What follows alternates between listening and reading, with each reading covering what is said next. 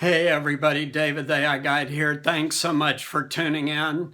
Up front, my voice is a little scratchy because I've got allergies are tearing me up now that it's fall. Thank you for your patience with that. Today we're going to summarize two articles that are directly related to each other.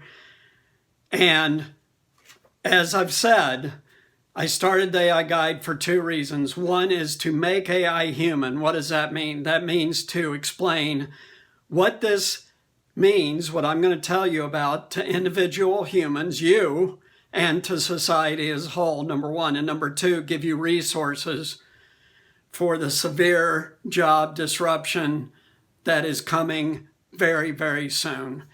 And what we're going to talk about today proves it. So I did a live about 3 weeks ago that pulled together a lot of information about autonomous vehicles and where it's at and what's happening. And during that live, I said that autonomous vehicles will start to be on the road en masse in 2023, 18 months from now. Very short time period. Most of these vehicles will be electric. So in a number of videos that I've talked about Lyft, I've talked about Ford, I've talked about other companies and their partners building these autonomous taxis, autonomous delivery vans, autonomous last mile package delivery robots, all this stuff. The whole ecosystem needed to do this at massive scale over a country like the US, and the whole world is being put in place now. And the two articles demonstrate that well. So the two articles are this. First, Toyota and Stellantis are building EV battery factories in North America. Multiple factories. This just came out a week ago. So Toyota is going all in on EV batteries. Why? Because they are taking their fleet all electric. The gasoline engine will disappear in common use by 2030. The second article, Ford and South Korean battery maker SK Innovation announced that they will spend $5.6 billion to build a factory to produce electric F-Series pickups.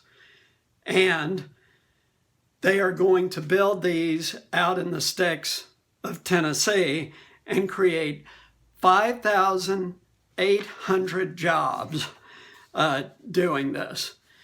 Ford, we've talked about it, Ford next year, 2022, has the all-electric F-150 coming out that already has over 200,000 orders. And it's not even on the road yet. And they have another vehicle. But it's clear from these two articles and from what I told you about the F-150 and the robo-taxis with Lyft and I think it was Hyundai, Lyft and Hyundai working together, and all these other videos I've done lately, they prove one thing. All of this stuff is going to be up and running by 2025. What does that mean? That means that these huge automobile companies, the biggest in the world, and certainly the biggest in the US, but some of the biggest in the world expect to be building millions of all-electric vehicles by 2025, 4 short years from now. Millions of them, not 2 models. We're talking most car makers will have at least 10 different models of all-electric vehicles on the market by mid-decade.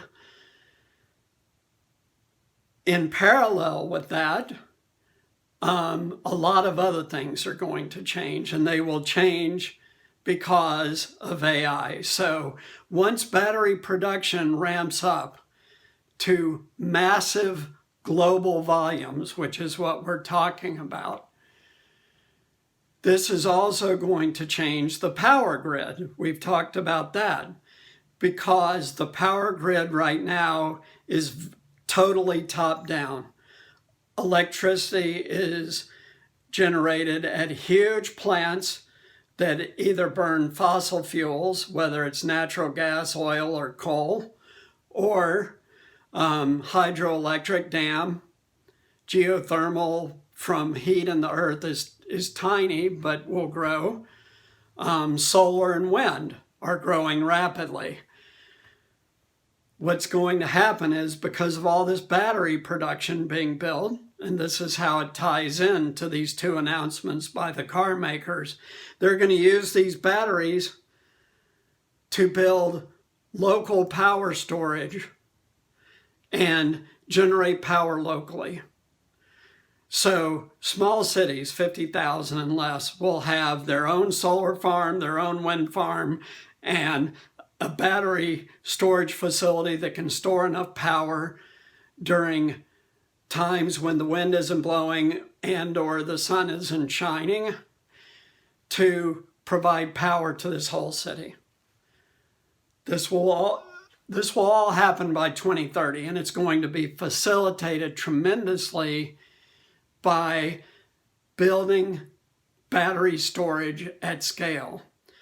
So these companies that are partnering with the auto companies like Stellantis and SK Innovation, these guys are not just going to be building batteries for cars. They're going to be building them for trucks. They're going to be building them for storage of generated power. They are going to be building them to run buildings. They're going to be building them for anything you can think of, just about.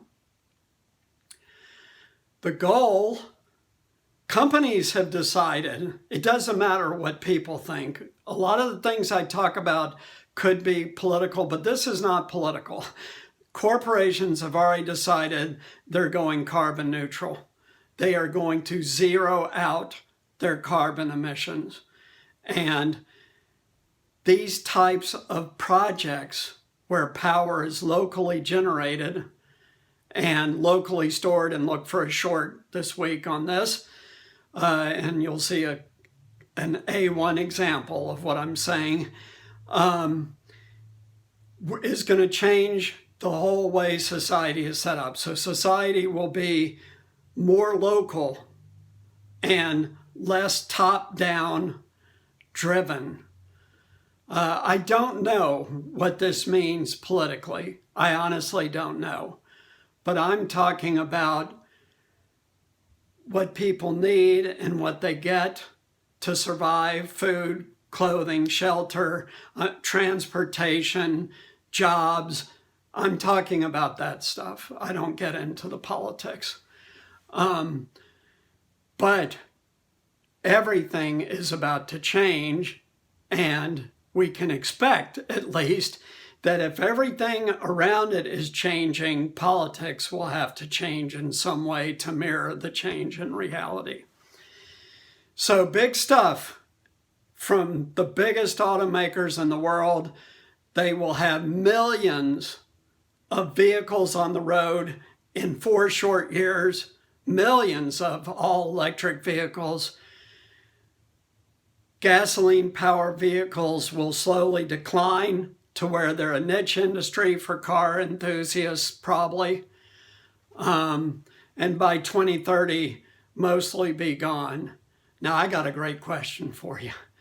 What do you do with all the parking garages you don't need in cities, the gas stations you don't need in cities? What do you do with all that land that suddenly becomes available over the next 10 years? Food for thought. Interesting question. Thanks for tuning in. Take care. Check out the live, October 30th, Saturday, and 5 p.m. Eastern. Thank you.